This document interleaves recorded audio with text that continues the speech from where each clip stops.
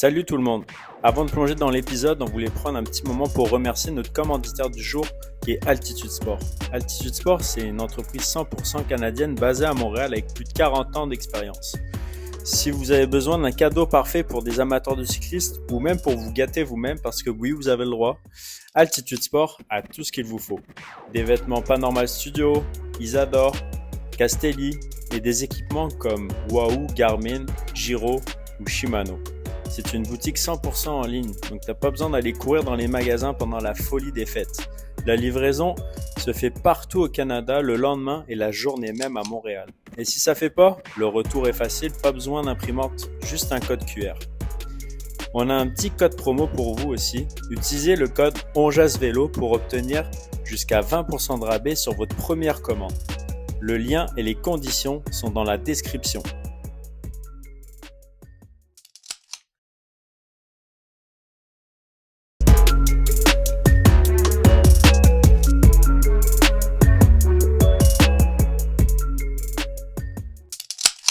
Salut Marc, Bonjour, bienvenue dans le podcast On Jase Vélo. ça fait plaisir, merci pour l'invitation.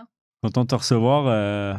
En fait, j'avais écrit à David, ça fait 2 fois que je fais ça là. J'étais sur Instagram, puis là j'ai vu ton post avec le dude a fait 800 km en 24 heures en fixed gear.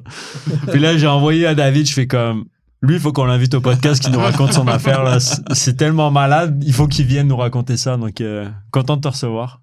Ouais, c'est sûr, c'est un projet de fou. Je suis un peu fou. Donc, d'où vient cette folie? Est-ce que tu peux te présenter qui tu es, qu'est-ce que tu fais? Puis, est-ce que ça fait longtemps que tu fais du vélo? C'est quoi ton background de sportif? Ouais, tout à fait. Je roule en vélo tous les jours depuis 20 ans. L'été et l'hiver comme moyen de transport. OK. Ensuite, c'est devenu comme une sorte de moyen de voyage aussi. J'ai beaucoup voyagé en genre cyclotourisme. Depuis que tous mes vingtaines, je voyageais en vélo. Mais comme les choses préférées à faire au monde, c'est juste partir avec une sac de couchage, une tente, d'aller quelque part, dormir dans le bois, nager, revenir dans quelques jours. Donc, comme pour moi, vélo, c'était aventure, de me pousser en solitude, d'aller loin. Mon sport, en fait, pendant la majorité de ma vie, c'était l'escalade. J'étais un grimpeur, c'était mon travail. J'étais guide d'escalade. Je me poussais en escalade de glace, alpinisme, escalade de roche. C'était ça mon sport, en fait. Jusqu'à peu près COVID. Je fais le transfert entre escalade et vélo. Attends, il y en a plein qui ont fait le transfert. Ils ont commencé l'escalade de COVID, là. Ouais. Les gyms étaient tous pleins. Moi, j'ai commencé de faire les contre-les-montres. J'ai commencé à faire des crits en fixed gear. Fixed crit. J'ai comme vraiment eu de piqûre. Donc, c'est ça. Ça fait pas si longtemps, là, depuis 2020, que j'ai fait comme la course à vélo. Donc là, je fais la course en vélo de piste, au Vélodrome, depuis 3 saisons. Donc, c'est quand même drôle, là, je fais comme les courses de sprint, comme au Vélodrome, c'est vraiment, ça peut être vraiment court, ça peut être 20 secondes, une course sur le Vélodrome. Je fais aussi la ultra-endurance. J'ai comme les deux extrêmes, mais rien entre les deux. Mais quand tu faisais du tourisme, t'avais des vitesses sur le vélo ou t'étais fixed gear aussi, là. Ouais. Ou single speed. Single speed, ouais. J'ai une vélo de piste. C'est quoi mon perspective? C'est mieux d'utiliser l'équipement qu'on a. On ne devrait jamais laisser comme l'équipement nous empêcher de faire les grands choses. Mon premier grand voyage de vélo, j'avais comme 22 ans. J'avais comme mon vélo de ville. C'était comme une ancienne vélo de route que j'avais converti en fixie. C'est ça, en 2000, genre 10. Puis j'ai voulu partir dans l'ouest pour aller grimper dans les rocheuses. Donc, j'ai parti toute seule en fixed gear. C'est ça, toute seule avec tout mon stock sur moi pour rouler au BC. Donc, mais t'es allé en avion là-bas ou t'es allé en bike? En bike, je quittais Montréal en vélo. Tu sais, j'ai pris mon stock en avion, puis non, c'est en bike. Okay. Donc, comme habitué, j'ai toujours comme la mauvaise outil pour le travail. Mais pourquoi t'es allé en vélo? T'aimais ça l'aspect aventure ou c'était comme plus financier? Tu disais que ça coûtait trop cher de se déplacer pour aller là-bas en transport? À l'époque, j'étais naïf. J'avais enlevé toutes les vitesses parce que je roulais en hiver. L'hiver à Montréal, si on parle les vélos d'or, les vitesses du bas. Donc, le premier printemps, j'enlève mes vitesses. Je roule en single speed depuis, en ville, parce que c'est pratique. Donc, quand c'était le temps pour partir au BC, je n'ai même pas posé les questions. J'utilise le vélo que j'ai. C'est mon vélo, j'aime ça, c'est tout est possible. J'avais pas de grands objectifs, sauf d'y aller, puis d'avoir une grosse aventure, puis j'ai eu une grosse aventure. Wow! Yeah. Avec les vents et tout, genre, ça fonctionnait, ça a Mmh. passé ou ça... Ouais, apparemment, il y a du vent qui vient de l'ouest. Ouais, c'est... Ouais, des fois, il y a des journées dans le nord d'Ontario, c'était un cauchemar. Ah, wow! Effectivement. Ça t'a pris combien de temps de te rendre de Montréal dans l'Ouest? C'était 30 jours. Quand même. Ouais. J'avais comme un rendez-vous avec mon partenaire d'escalade au BC. Et comme j'ai parti un peu plus tôt que voulu, à cause, en fait, j'étais en train de monter mon vélo, puis il y avait des problèmes, puis je réalise que, oh merde, comme j'ai un rendez-vous dans 30 jours au BC, il faut que je parte. Donc, je fais les calculs, ben, ça fait qu'il faut faire tel nombre de kilomètres par jour. Comme, enfin, c'était parfait. Comme j'étais jeune, mon corps était fort, comme j'avais aucun problème là, mais comme je pense à ça, j'étais un peu fou. Est-ce que tu as regretté d'avoir ce vélo-là pendant Aucunement. ton voyage? Non? Aucunement. Comme, des fois, je m'ennuie des jours où j'avais moins de connaissances. J'adore le optimisme d'être naïf et de faire des choses qui n'ont pas de sens parce qu'on ne sait pas mieux. Tu sais. Ouais, c'est beau ça. Yeah. Oh, c'est comme la sagesse. Ça, c'est bien ça. Mais c'est vrai qu'on se complique la vie avec les... Aujourd'hui, ça va trop vite, la technologie. Ouais. Puis on dirait qu'en tant qu'être humain, on veut toujours être one step ahead ou juste en arrière la dernière technologie. Puis le marketing veut te pousser plus, la consommation ça aussi. prend plus de vitesse, plus de ci, plus de ça. Puis au final, ça complique ta vie. Puis là, tu t'ennuies du vieux vélo en acier que tu avais, avec lequel tu tripais, puis tu découvrais le vélo et tout. Là. Ben, ça dépend, c'est quoi le but? C'est comme, si on cherche une aventure, c'est facile, on cherche le bonheur. Qu'est-ce qu'on cherche? Oui, c'est sûr que si on veut comme atteindre nos limites d'être un athlète élite à haut niveau, ben, il faut tout faire pour le réaliser, mais comme, ça dépend vraiment de quoi le but. Comme quand je suis parti au BC, c'était en 2010, je n'avais pas de téléphone intelligent, il n'y avait pas de carte, il n'y avait pas de Google Maps, juste comme partir. Oh boy. Je m'ennuie un peu de ça, parce que c'est comme... C'est plus cette époque-là. Ouais. Mais plus qu'une époque, c'est une façon de penser. Je pense qu'on peut encore vivre dans le sens qu'on veut, dans la façon qu'on veut.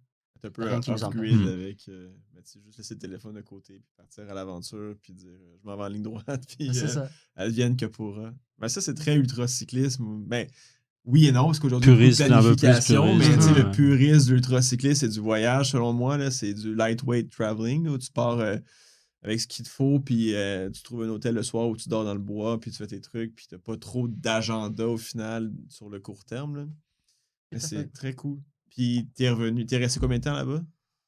Je restais genre 6 mois. Okay. Je suis revenu en train plus tard. OK. Puis t'as grimpé genre à... C'est Squamish? Squamish un peu. Un peu partout. Je suis passé 2 semaines au Bugaboos, à l'intérieur, dans les rocheuses, sur le calcaire, Squamish un peu. T'es allé là-bas pour travailler? Escalader. Ouais, mais c'était un travail ou t'es venu là pour escalader, t'avais une job à côté ou je sais pas, t'étais instructeur de... J'ai terminé mon bac, je savais pas quoi faire, je suis parti en vélo, je cherchais un travail en tree planting, mais ça tombait à l'eau. Donc, j'ai grimpé tout l'été. Ok, d'accord. Puis, en fait, j'ai resté là-bas pour étudier. J'avais pas de plan, mais je restais. Ok. Puis là, tu as continué à faire escalade, vélo, voyage. Qu'est-ce que tu as fait comme mode voyage à vélo? Ouais, en fait, j'ai jamais vraiment utilisé une voiture. Comme des fois, oui, il faut. Est-ce que tu as une voiture? En ce moment, oui. En ce moment, oui, j'ai reçu de mon grand-père qui est mort. Donc, j'ai reçu une très, très vieille voiture. Mais ça reste stationné devant chez nous, surtout. Je le bouge une fois par semaine pour éviter l'amende que je reçois quand même au moins tous les 2 mois. Mais c'est bien pratique. C'est bien pratique pour aller à Bromont et sortir dans le bois. Mais pendant très longtemps, je n'avais pas de voiture. Donc, en fait, mon sport, c'était l'escalade. Mais j'ai souvent partir en vélo pour grimper. C'est le nombre de fois que j'ai roulé sur le petit train du Nord pour grimper à Val-David en vélo. Là, tu sais, comme... Tous les fins de semaine, je suis parti en vélo. Ok, c'est nice. Revenir le lendemain. Tu fais aérer les souliers en plus quand tu roules, fait que c'est bon. Ça sent moins mauvais quand tu arrives à la maison, en fait. Ouais, en bout de ligne, tu fais plus de vélo que d'escalade parce qu'il faut te rendre tout le temps à l'endroit. Oui, c'est ça. Ouais, donc depuis longtemps, je me pousse en endurance, mais comme pour le plaisir. Quand j'ai déménagé à Halifax pendant le COVID, là, je commençais de faire comme les courses, les contre-la-montre, les crits, fixed gear. Mais là, pour la première fois de ma vie, j'ai eu une vélo de vitesse, en fait, parce que je commençais de faire les courses de ultra-endurance, tip to tip, c'est comme les courses qui traversent la Nouvelle-Écosse. Mhm. Et je réalise rapidement. Mais c'est quand même drôle, dans les vingtaines, tout le monde est en train de, genre, prendre les vélos de route et les convertir en fixés. Là, dans les trentaines, je prends les vélos fixes et je les convertis en vélos de vitesse. Donc, j'ai ajouté comme une internal gear hub à mon vélo single speed. Maintenant, c'est mon vélo de voyage. Tu gardais le même frame. Ouais, c'est ça. Mais t'avais un... OK. Ça marche très bien, c'est très fiable, genre 8 vitesses. Et Nexus et tout, là, genre des trucs comme ça? Au Nexus, ouais, une autre modèle de Shimano, c'était le Alfina. Ouais, OK. Ouais. C'est vraiment abordable, puis c'est vraiment fiable. Wow. Puis c'était suffisant en range pour faire les montées. Bah, mieux que single. Ouais, ça, mais mieux que single. Ben, en fait, c'était pas single, il y avait deux. C'est comme l'ancienne Tour de France, il y a 2 ans. Les flip-flops. Ouais, flip-flop. Oh my Donc, je suis comme God. 2 Ok. vitesses quand j'arrivais aux montagnes. Ouais, mais des fois, Alberta, t'étais comme, comme wow, la flemme de changer, là. Les genoux, ça va toujours bien ou... Ouais. Ouais? Ouais, je suis chanceux. Il y a quelques années, tu sais, quand j'étais mes premières courses de ultra-endurance en Nouvelle-Écosse, les courses de genre 2, 3, 4 jours, j'ai eu des problèmes de genoux. Donc, ouais, j'ai eu des physios, j'ai changé mon bike fit, puis plusieurs choses. Et là, ça va. Ok. Qui est pour un petit peu là, parce que c'est sûr que le ultra-endurance, c'est dur. Ouais, surtout si t'es en fixe, Ouais. puis ou en single, puis tu pédales moins vite, là, tu sais. Ouais. Tu fais la montée à 42 RPM, c'est Ouais. pas mal de force dans chaque coup de pédale. C'est quoi Ouais, les événements qu'il y a d'ultra-distance en Nouvelle-Écosse? Bah, il y a une personne en particulier, Ashley Miles, en fait. Ok. C'est une force de la nature. Actuellement, elle est en train d'essayer de faire le raccord entre Alaska puis Argentine. Ok. Solo. Pour aller jusqu'en Patagonie. Féminin. là. Féminin. Ouais. Donc, elle habite à Halifax, puis c'était vraiment son projet de développer le scène de ultra-endurance. Ok. Donc, elle a démarré 2 courses qui sont annuelles depuis, je sais pas, 5-6 ans. Ok. La première, c'est tip to tip. La route, c'est différent chaque année. C'est self-supported, ultra-endurance, de traverser Nouvelle-Écosse au complet. Ok. Donc, 1000, 1200, 1500 km. Puis un autre Nice. de 600 km. Oh, wow. Ouais, Locomotion, ça s'appelle. Ok, super. Puis là, t'es vraiment autonome du point A au point B, là. Ouais, c'est ça, self-supported. Donc, Ok. tu n'as pas le droit d'avoir de l'aide, tu n'as pas le droit d'avoir des amis qui t'aident. T'as des checkpoints, des ça. trucs comme ça, ouais. Ok. Tu as le droit de dormir dans un hôtel si tu veux, ou dormir dans le ditch, mais il faut que ça soit disponible pour tout le monde. Ok, Ou ouais. pas dormir, en fait. Juste Ouais, c'est ça. Je trouve ça toujours drôle, comme de mon expérience, j'ai l'impression qu'il y a toujours comme les 2 frontrunners, les 2 meilleurs, qui ont les stratégies différentes. Une personne qui n'a pas dormi depuis 5 jours, là, qui roule très lentement, l'autre personne qui comme roule vraiment vite, mais arrête 3 heures par jour pour dormir. Ouais. Et là, les 2 sont comme... Ouais, c'est le lièvre et la tortue. Ouais. La science dit qu'il faut dormir, mais encore aujourd'hui, il y a des gens qui préfèrent rouler très pas tranquille, dormir. mais jamais dormir, halluciner des gremlins puis des trucs à gauche et à droite, mais... Ça fait partie de l'expérience. Ouais. Si on le veut. Ouais. Ou pas. Et tout ça t'a amené à ton défi absolument incroyable. Oui. Fast forward à cette année. Veux-tu nous parler de ce défi-là? Ouais. Donc, depuis longtemps, depuis que j'ai 20 ans, là, je réalisais que je peux faire beaucoup plus de kilomètres que je pouvais, de ce que j'avais imaginé par en avant. C'est toujours impressionnant quand on se donne, puis on est motivé, puis on réalise qu'on est capable de faire bien plus qu'on pense. Et puis, je suis devenu un peu obsédé quand je fais comme des voyages, quand je roulais au BC maintenant. Je suis comme, ah ouais, combien de kilomètres qu'est-ce que je peux faire dans une journée? C'est toujours comme une motivation personnelle. Puis là, dans mes courses de ultra-endurance en Nouvelle-Écosse, même chose, comme j'essaie de me pousser. Mais j'avais jamais comme le bon outil pour le challenge. Comme l'idée de 24 heures, c'est comme j'aimerais comme avec les conditions optimales, avec une vélo optimale pour le défi, en santé, en forme, juste voir qu'est-ce que je suis capable de faire. J'aime le 24 heures parce que une journée, c'est symbolique. Qu'est-ce qu'on peut faire dans une journée? C'est pas si long, on n'a pas besoin de dormir. Une course de genre une semaine de 5000 km, oui, à un moment donné, il faut dormir. Ça complique les choses. J'aimerais juste garder ça simple, avec rien sur mon vélo, sauf les choses pour manger. Self-supported. Avec le vélo que j'avais, donc je roule sur le piste, donc je convertis mon vélo de piste en vélo d'endurance avec les supports de contre-la-montre, les time trial bars.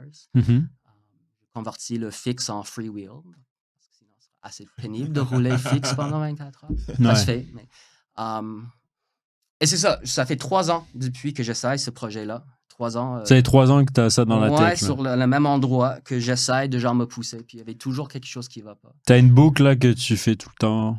Genre. Là, t'as fait plusieurs fois 24 heures? Ouais. Ok, d'accord, c'était pas ton premier là. Non, j'ai Sur ce cette projet boucle-là. depuis 3 ans. Donc, je Ok, fais une fois par année, d'accord. en automne. Tu as trouvé le quadrilatère où? Parce que c'est pas près de où tu habites, c'est pas à Montréal, c'est Non. sur la Rive-Sud, c'est ça? Ouais, donc c'est ça. J'ai une vélo de piste. Donc, la chose la plus importante, que ça soit plat. C'est comme, ça fait trop longtemps que je suis la mauvaise vélo pour un projet. Donc, j'aimerais comme créer un projet autour de moi, autour de moi et ce que j'ai.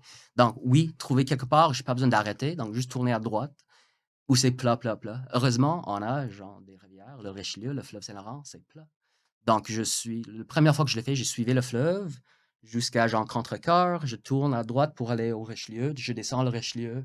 Je tourne à Sainte-Marc pour retourner à, mettons, Varennes. Et en plus, c'est super beau. Mon Dieu, c'est magnifique. Là, je profite du paysage. Je roule. Donc, je fais ça depuis 3 ans. La route change un petit peu. Cette année, c'est un peu plus court. C'était pas sur le fleuve, c'était sur le Richelieu. J'ai monté c'est une boucle de genre 40 km avant c'était en 60.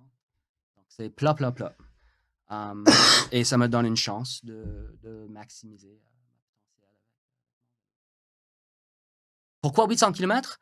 Dans ma tête, c'est comme dans mes courses d'endurance, avec le position que j'ai, je suis relativement flexible, relativement aérodynamique. Puis je réalise que, OK, 35, comme c'est faisable, c'est encore zone 2 pour moi. Je pourrais comme soutenir ça long terme, physiologiquement. Le problème, c'est la douleur, c'est le psychologique. Ouais.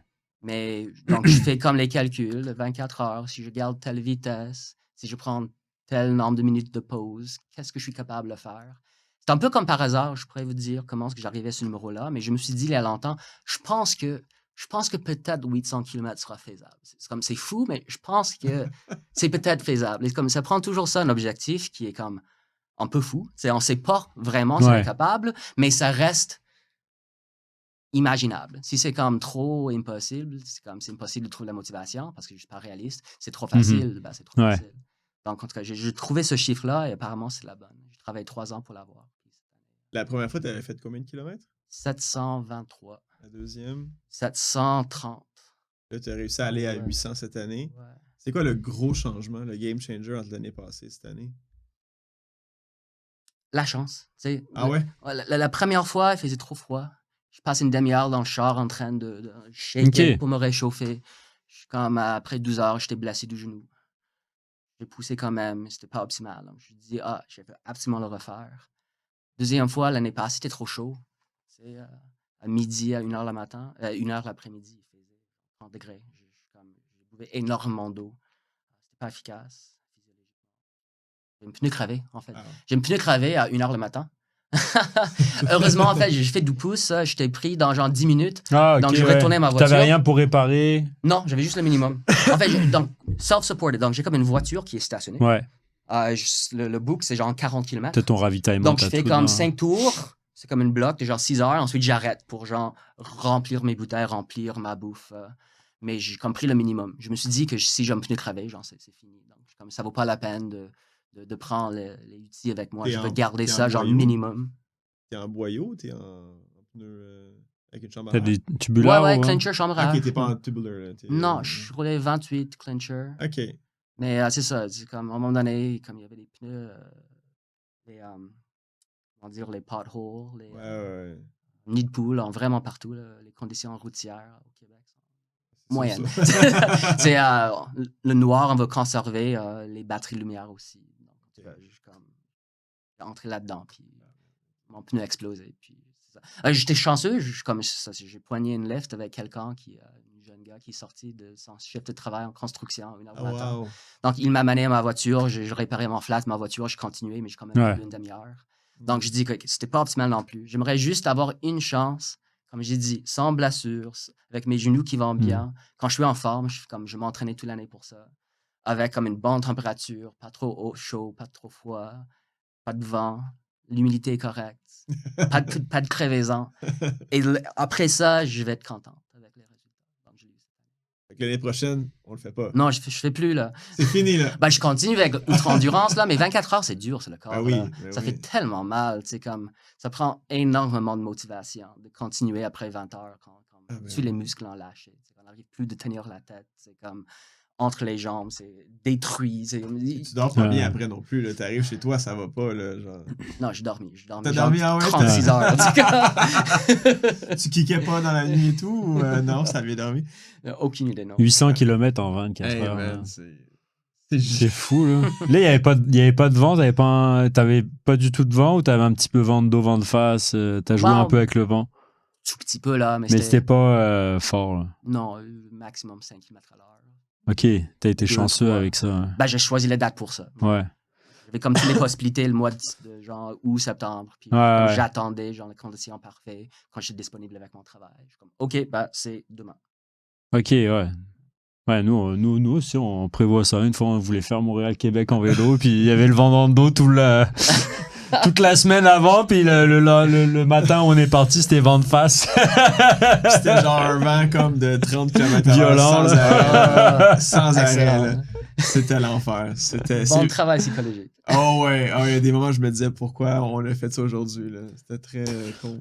Puis comment c'est passé tes points d'appui, tu sais, les fesses, les pieds, les mains, ça a bien été? T'arrives à gérer ça, non? Tu sais, peut-être la bon côté, c'est qu'après, genre 6 heures, il n'y a plus de sensation nulle part.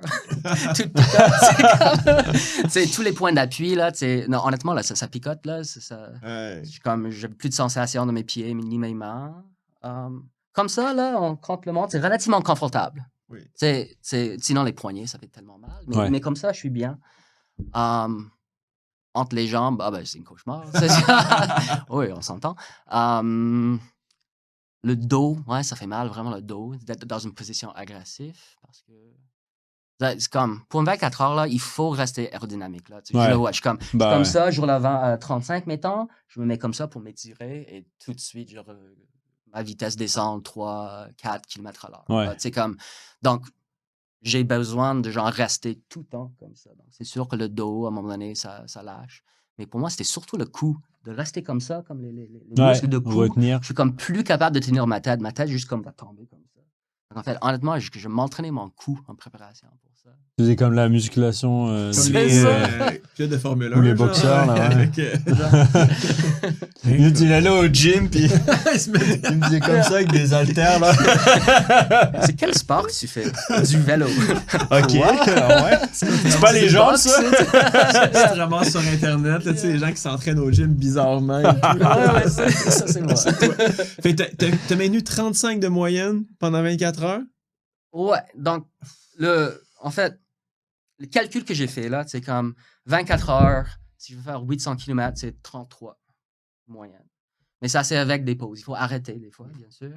Donc, moi, j'ai divisé ça dans 4 blocs. 4, c'est genre... En fait, pourquoi 4? C'est parce que j'ai voulu être autonome et arrêter le moins possible. Ouais. Arrêter, ça bouffe du temps aussi. Quitter la position aérodynamique, ça bouffe du temps. Mm-hmm. Je veux comme rester aérodynamique pour le plus longtemps possible. Mais pour ça, j'avais besoin d'assez de liquide, de l'eau et de bouffe. Donc, j'avais comme une bouteille devant moi, puis 2 en arrière. T'en avais pas sur le cadre? T'en as pas au milieu? Okay. Pas sur le cadre. Donc, avec ces 3 bouteilles-là, avec une température de 20, j'ai calculé à peu près 6 heures. Je ne veux pas boire trop parce que je ne veux pas faire pipi. Ouais. Je veux seulement arrêter pour faire pisser, pour pisser une fois par 6 heures. Ouais. Donc, je trouvais ça que c'est raisonnable, 6 heures, comme ça marche avec les bouteilles que j'ai. Donc, 6 heures, c'est 4 blocs. Donc, 6 heures, 4 fois. Donc, j'ai comme 3 pauses. Entre les blocs de 6 heures, j'arrête pour genre pisser, m'étirer, remplir mes gourdes, jeter tous mes déchets de bonbons, remplir le bonbon, repartir. Tout ça, ça prend comme 20 minutes. Okay. Si je suis rapide, 10-15 minutes, mais je calculais, OK, 20 minutes 3 fois, c'est 1 heure. Donc, je roule 23 heures sur 24. C'est une moyenne qui est réalisable. Donc, pour ça, 23 heures, une moyenne de 35 km à l'heure, ça donne le 800 km ou le 33 moyenne. Donc, au début, là, j'étais beaucoup plus vite. Comme je roulais le premier 6 heures, j'étais à 38 points quelque chose. C'était comme vraiment bon. Là. Je sentis comme vraiment fort. J'avais comme la misère de ralentir. J'étais craqué. Ouais, tu t'es mindseté pour ça. Puis... Pour les 38, le deuxième bloc de 6 heures, 35. Troisième bloc, 34. Le dernier bloc, 33. Ça descend. Mais ce qui est compliqué, en fait, c'est que j'ai toujours le même vélo, single speed. J'ai une vitesse. Donc là, il faut comme... Les jambes tournent moins vite, puis... C'est ça. En fait, t'es limité. Tu peux pas aller plus vite. Ouais, sinon, tu perds la cadence. Ta cadence est trop rapide et tu peux pas aller trop puis vite. Puis t'en perds avec la fatigue, tu perds la cadence aussi. Là. Oui. Ouais. Oui, c'est quoi le ratio que tu avais? 59-17. 59-17, OK. Ben, il n'y a pas de pente, donc je m'en fous de si c'est lourd ou pas. Le poids du vélo, c'est plus pour être efficace. Donc, grand, il y a moins de friction dans le drivetrain. Donc, ça faisait qu'à 35, comme moyenne, le cadence, c'était 80. Ah, c'est bon. Okay. Donc, c'est un peu bas. Donc, je peux rouler entre genre 30 et 40 km/h. Moins que 30 km/h, je grind, c'est trop lent. Plus que 40, je spin, c'est trop vite. OK. Mais voilà, 80 RPM, 35 km/h, je reste tranquille. Puis pour revenir à tes bouteilles, t'avais pas de bouteille au milieu parce que t'avais pas de porte-bouteille pour le mettre ou c'était pour une question d'aérodynamisme et de vitesse? Le vélo de piste, c'est pas de... Oh, mais des fois, tu vas avoir les trous là, pour l'entraînement. Mon cadre n'a pas de place pour le vélo. Et okay. Aussi pour être aérodynamique, là, comme c'est mieux de garder le bidon en arrière de toi, c'est plus aérodynamique. Puis comme là, ta bouteille, c'était une bouteille exprès aérodynamique ou c'était une bouteille classique c'était une bouteille de triathlon qui était juste devant mes bras avec une paille. Puis comme... OK, ouais, c'est ça, ouais. Donc, je suis comme toujours en train de boire un petit peu, jamais trop, pour ne pas comme, avoir envie de faire pipi. Mais comme, c'est pas juste de l'eau, bien sûr, avec sucre aussi. Je suis comme une consommation constante de liquide et de sucre. Et puis, une fois par heure ou 2 heures, je prends la bouteille en arrière, puis je remplis la bouteille devant OK, ouais, tu remplis ta bouteille aéro en avant, OK. Puis, la nutrition, tu faisais comment? C'était dans ta poche en arrière? T'avais quelque chose en avant pour te servir? J'avais comme un mini-sac, sur le top tube, comme juste en arrière du stem. Donc, c'est comme assez aérodynamique, là. C'est comme caché du guidon. Juste assez grand pour tenir bien. Beaucoup de bonbons. Je pense que j'ai mangé 300 calories par heure. Sur 6 heures en bonbons. J'ai mangé que de bonbons, c'était dégueu. J'imagine. J'avais mal aux dents. C'était comme. En fait, quand j'ai arrêté, là, j'ai bu genre du Red Bull, puis un sandwich aux œufs. Correct avec mon système digestif. Je mange comme du pain blanc et des œufs, un peu de protéines. Mais... Non, en roulant, c'était que du bonbon. Vraiment cauchemar. Oh wow, pendant 24 heures de temps. Wow. J'aime beaucoup les bonbons, mais il y a un point de saturation où genre mon corps me dit non, ça suffit là. Ouais, après 6 heures, mon corps. C'était quoi les bonbons que tu mangeais? Quelle diversité. Quelle sorte du sucre là. Les gummies, je pense Cliff Bar Gummies. En tube. Des gels. OK. Puis bonbons sucrés. Mon doux, là. OK. Fait que là, t'es en skin suit. Ouais, skin suit, avec rien. T'avais un casque de TT? Aéro? Ouais. Pas l'année passée, quand il faisait 30. Ouais. Il faisait trop chaud, mais non, j'avais une casque de... Qui était vraiment tout optimisé, puis... Ouais. Puis pour ta vitesse, comment t'as travaillé ça en amont, genre ton aérodynamisme, tu te positionnais sur le vélo, puis tu comparais tes vitesses, voir si t'étais plus rapide dans certaines positions, si tu baissais un peu plus ou pas, ou c'était vraiment le confort, et puis finalement... Mélange des deux. Je fais la course sur piste depuis 3 ans. Ouais. Donc, je travaille activement sur ma position, aérodynamisme. Je fais aussi du campement. Ouais, je travaille là-dessus depuis longtemps. Je sais la position qui est la plus aérodynamique pour moi. Je connais bien. Mais c'est pas durable pour 24 heures. Donc, il faut trouver un équilibre entre quelque chose qui est durable et quelque chose qui est aérodynamique. Donc, j'ai monté un peu le système, le guidon, parce que c'est un peu moins agressif, qui est pas la fin du monde, côté aérodynamique. Et aussi, c'était comme normalement, mais mon guidon, c'est comme vraiment serré comme ça. Ouais. J'ai espacé le plus possible, c'est juste pour mes épaules. Ouais, pour avoir moins de tension en arrière. Là. C'est ça. C'est sûr que c'était pas facile de tenir cette position-là. Je pense qu'une fois par heure et demie, chaque fois que je fais une tour, comme avant de tourner, il faut ralentir un petit peu. Mais là, t'en profites pour t'étirer. Donc, je me mets debout, puis j'étire comme ça. Et ensuite, 1 heure de plus, comme ça. Wow. Tu penses, à chaque fois quand tu finis t'arrives au virage, tu penses au moment où tu vas t'étirer. J'avais tellement hâte pour ça. C'est comme, ouais, dans 5 minutes, là, je vais pouvoir me relever. C'est comme je dis, peut-être le plus grand challenge pour moi, c'est le cou. À un moment donné, j'en prends peu de temps, en fait. Comme ça faisait vraiment mal au cou. La dernière moitié, j'avais comme la misère de garder mon cou.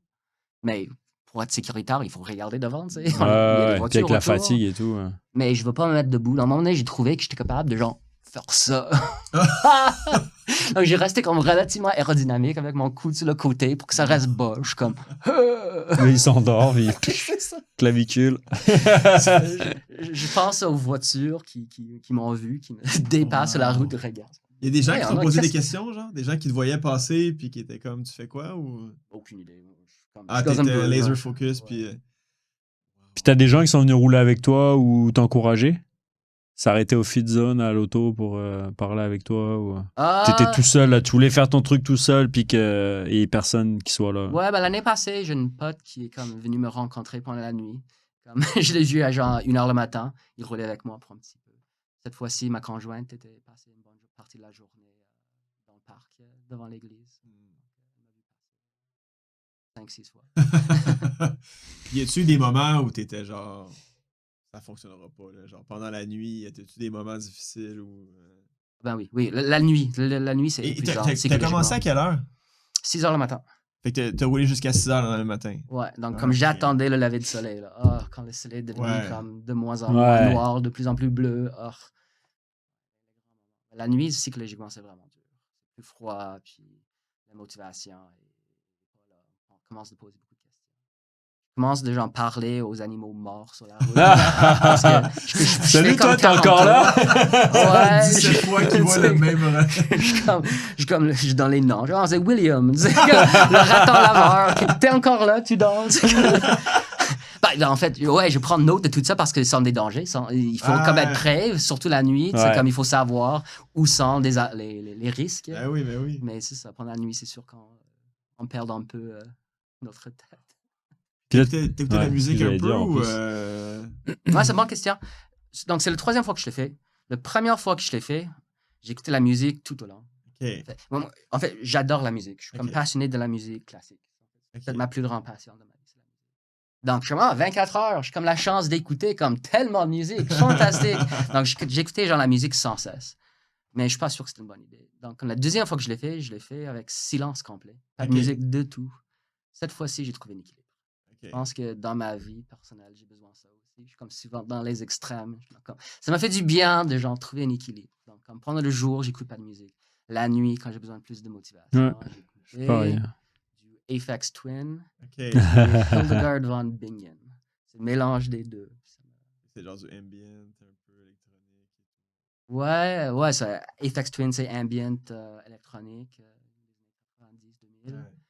Hildegard von Bingen, c'était une nonne bénédictine du 11e siècle en allemand. Comme le chant chrétien mystique, un peu comme le chant grégorien. T'as vu dans mes yeux que je savais c'est qui FX Twin, mais j'avais aucune idée qui était le Hildebrand, quelque chose. Wow, incroyable. Ok, fait que c'est un sacré mix. Ouais. T'es passé de musique classique. Ouais.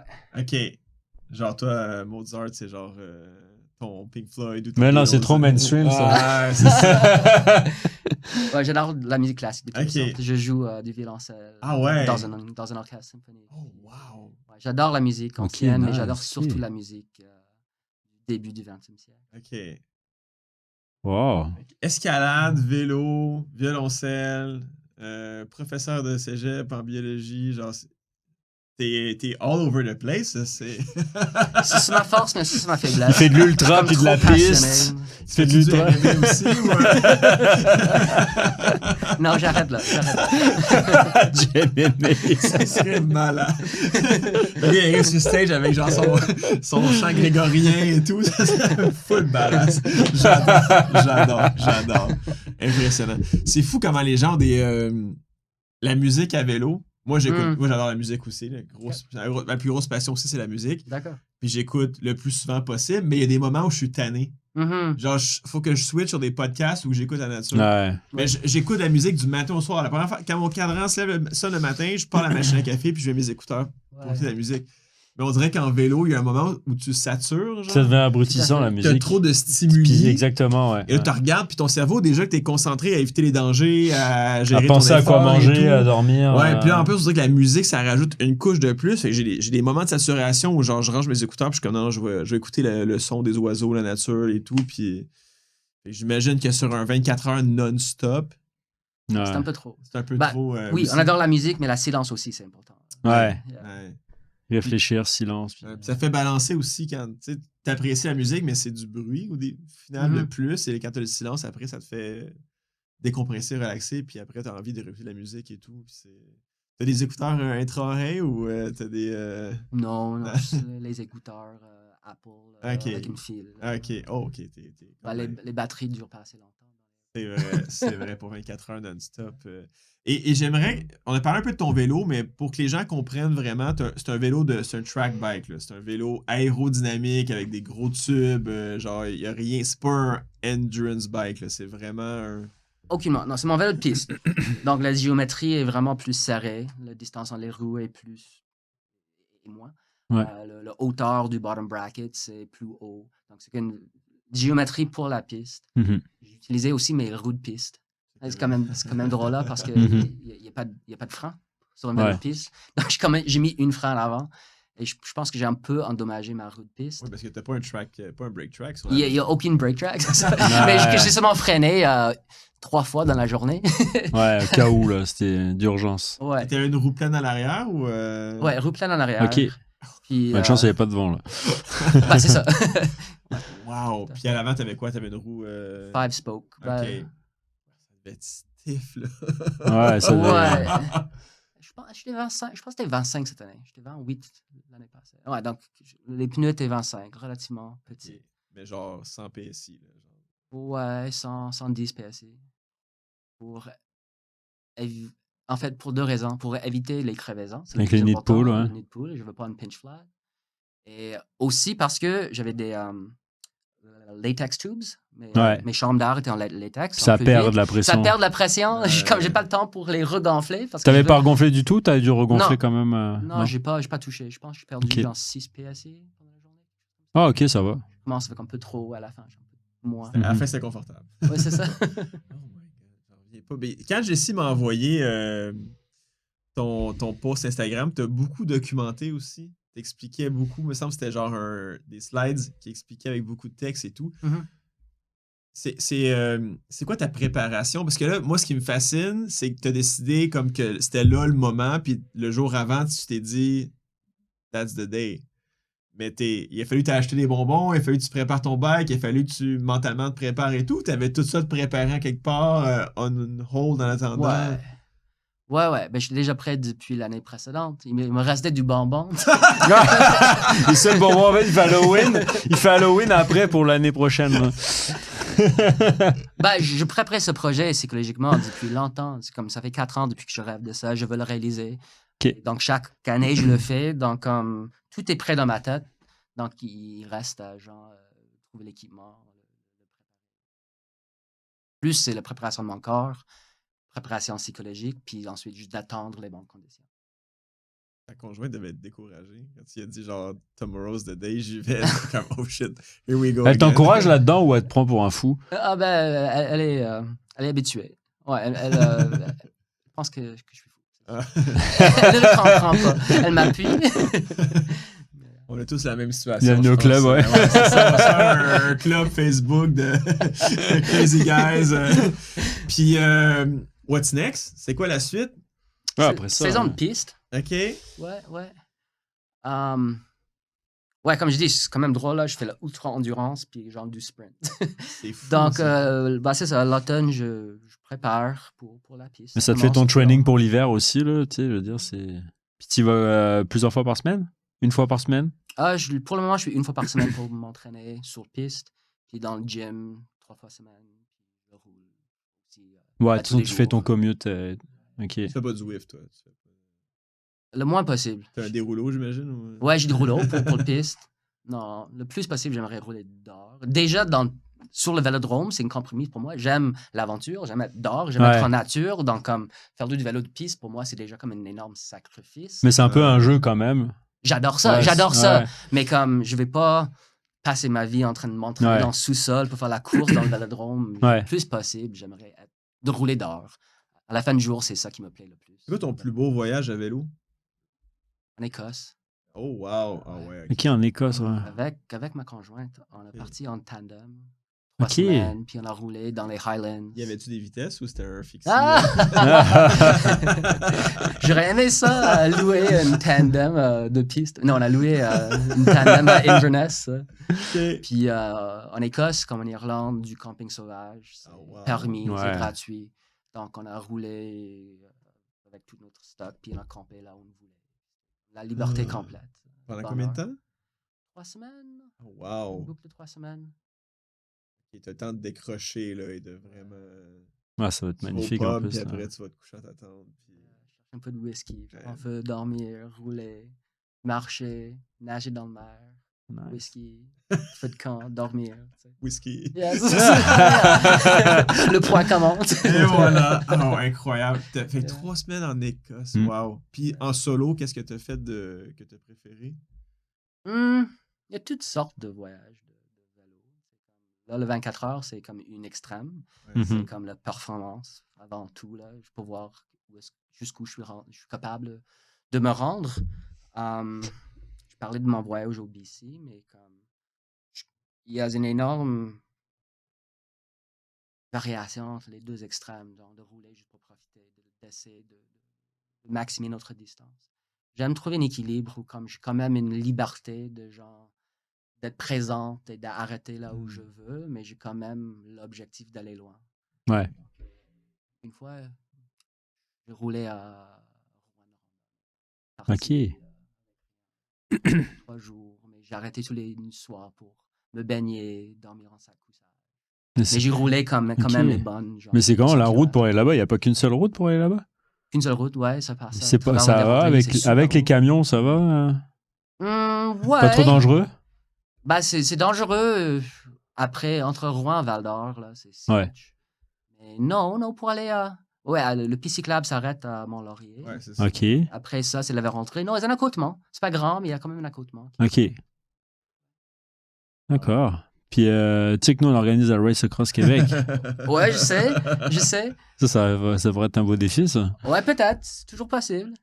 J'aime beaucoup fly solo. J'aime beaucoup organiser mes propres défis. J'ai une sorte d'aversion quand quelqu'un d'autre, genre, m'oblige. Comme la motivation, ça vient de moi. Donc, il faut vraiment que je m'embarque. Je pense à un exemple, tu sais, il y a beaucoup de personnes qui se lanceraient le défi de faire un 24 heures, 800 km, là, tu sais, tout seul, là, te motiver à faire une distance. Souvent, ça va être dans le contexte d'une compétition, puis ils vont tous se challenger pour essayer de faire la plus longue distance, mais toi, tu vas tout seul faire ton 24 heures, 800 kilos, là, c'est quand même hors du commun, là, je trouve. À l'extérieur. Ouais. C'est genre les vents et tout, tu sais que c'est tranquille, mais je comprends maintenant que tu as vraiment analysé les journées pour trouver la journée parfaite pour le faire, parce que un vent de 10 km à l'heure ou un peu plus chaud ou un peu plus froid, ça change tout. C'est tellement optimisé. Je trouve ça drôle le contraste en toi de quand je fais un truc comme ça, je analyse tout à fond, mais en même temps, t'es le même gars qui part faire un backpacking trip, mais genre chill, puis tu vas rouler fort, mais le soir, tu vas te baigner, tu vas faire le camping et tout, relax. J'ai toutes sortes de contradictions. T'as deux cyclistes en toi un peu, c'est cool. Puis voyage de rêve, genre t'as un chèque en blanc, all in. Tu peux faire ce que tu veux, dans la distance que tu veux, où tu veux. Tu choisis où? J'ai toujours rêvé de rouler entre Alaska et Mexique. En fait, le voyage que mon ami est en train de faire actuellement. Ouais, j'ai jamais visité comme le côte ouest américain. J'adore BC. Je connais bien grâce à mon historique en escalade, mais j'ai jamais vraiment exploré la Californie. En fixe. No speeds. Sûrement. Non, je commence d'être trop vieux pour ça. Puis comment tu vois le parallèle entre l'escalade puis le vélo? Moi, j'ai fait un peu de bloc et tout, mais j'ai jamais grimpé à l'extérieur et tout. Mais comment tu vois les deux disciplines? Qu'est-ce qu'une amène à l'autre et tout? Comment tu vois le changement? Ils sont très complémentaires. Je trouve ça drôle jusqu'à un certain point, là, c'est comme en escalade, si on veut être compétitif, c'est comme ça sert à rien d'avoir les gros jambes. C'est juste du poids pour rien. Et également, en vélo, d'avoir comme les grands bras, ça sert à rien non plus. Donc, ça nuit à l'un l'autre. Mais aussi, si jamais, comme ça arrive des fois que comme je grimpe puis je blesse mon doigt, j'ai une poulie qui fait mal. Donc, OK, je vais me focusser sur le vélo. Et là, je roule en vélo si jamais je blesse le genou ou quelque chose. OK, je retourne vers l'escalade. Donc, d'avoir les deux passions en même temps, ça m'a donné comme une sorte de contraste. Il y a toutes sortes de styles d'escalade, comme il y a toutes sortes de styles de vélo. Mais en parlant d'endurance, c'est pas si différent, je pense, que mon historique en escalade, surtout l'escalade de longue voie ou alpinisme, où je comme passais les longues journée avec juste moi, mon partenaire, en train de réaliser comme les longs objectifs. Psychologiquement, ça me prépare beaucoup pour le sorte de challenge que je faisais. Tu as fait genre des multi-pitch puis tout, des trucs. Ouais, c'est ça. Ouais, les multi-journées où on passe plusieurs journées sur le mur. C'est fou. Vous avez genre 2 litres d'eau sur vous à peine, puis c'est tout rationalisé. Puis quand tu pèses sur le vélo tantôt, que tu avais ta stratégie alimentaire, sachant que tu as fait de l'escalade avant, tu peux pas amener avec toi 150 gallons d'eau non plus. Il faut t'amener la bonne quantité. Exactement. Puis... Ouais. Donc, comme en escalade sur un grand mur, oui, tu es limité par le poids. Donc, avec l'eau que tu as, tu veux le conserver. Donc, également, tu veux comme des choses de fou. Tu veux pas respirer à travers ta bouche pour minimiser l'évaporation. Il faut respirer par le nez. C'est un peu la même chose en vélo. Comme j'ai dit, il faut boire de l'eau tout le temps, mais pas trop parce qu'on ne va pas arrêter pour faire pipi. On va seulement faire pipi tous les 6 heures. Donc, d'avoir tellement de contraintes et de trouver une manière d'adapter ton corps, d'adapter ton stratégie pour réaliser un objectif. Beaucoup de similarités quand même. Fais-tu encore de l'escalade? Là, je recommence. Comme, c'est ça, pendant genre bonne 4 ans, c'est vraiment le vélo qui a remplacé l'escalade. T'en avais trop fait? Tu voulais plus en faire? Je recommence. Là. Je déménageais à Halifax, là, j'étais moins inspiré par la grimpe. Ouais. Donc, et le vélo, c'était fantastique. Là. On quitte la ville en 5 minutes, en route sur le bord c'est de beau, la mer, hein. c'est super beau. Mais là, oui, ça me manque. Donc, je pense que dans le futur, je vais peut-être être un peu moins extrême dans les deux, mais trouver un équilibre de profiter du vélo. Super. Merci. C'était le fun, hein? Merci pour le partage. Puis bravo, parce que c'était un beau défi que t'as réussi à faire quand même 3 années de suite, là, tout seul. Moi, je suis vraiment impressionné. 100 km en 24 Shit, man. Je fais 500, puis je suis genre, yes! Mais bravo. Puis je te souhaite des beaux défis pour la suite. Puis tu trouves ton équilibre. Même je pense que ça va être compliqué. Je travaille encore là-dessus. Vous aussi. Hein. Merci. À bientôt.